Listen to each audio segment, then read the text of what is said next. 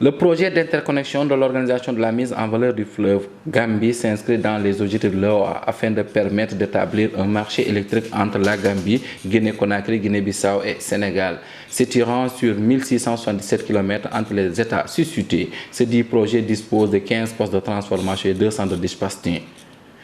Pour ce faire, une visite guidée a été effectuée dans les différentes localités, y compris Sédhiou. À Sédhiou, nous avons été à Djoudoubo, puis à Simbandi Brassou. Après... Au nom du village, il salue tout le monde.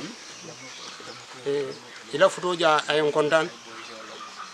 Et au content au cola, et n'inquiétant d'igno la botte. Et ça va content au colum. Car Bango can n'infernata de Mialongo Sama, Bango Molana femme. Et Fennam Fennat, Rebe Balou, Agnante content.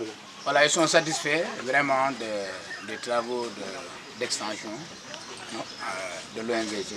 Ils sont satisfaits, ils sont trop contents. La satisfaction de ces personnes affectées par le projet, nous nous dirigeons vers Simbandi Brassou. D'abord, l'avis du technicien. Un poste TANAF a deux transformateurs de 20 MVA x 2, de 40 MVA pour l'alimentation de la région. Mais il a une capacité de transit de 700 MW. Donc il est extensible.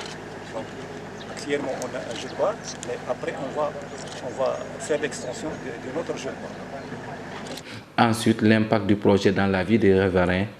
Donc ça vraiment, comme l'a dit tout de suite le sous-préfet, c'est une opportunité. Et voilà, c'est vraiment important pour la commune de Simbandi Brassou. Ce n'est plus 40 km, maintenant 100 km. 100 km. Oui. Ça ne fait que rehausser, n'est-ce pas, les doléances des populations de la localité. Souvent on dit poste de TANAF. Effectivement, au moment où on faisait le projet, c'était TANAF qui était arrondissement. Et également pour les populations, en termes de perspective, en termes de possibilités, en tout cas d'accès à l'énergie, d'accès à l'électricité. Donc c'est une grande opportunité. L'administration territoriale suit de près les travaux. Mais bien sûr, depuis le début du processus, nous y sommes. Et nous sommes impliqués depuis le processus, depuis même le choix du site et les discussions qu'il y a eu entre le projet, les populations. À retenir que les populations impactées par le projet, au-delà de leur compensation, aimeraient être connectées au réseau.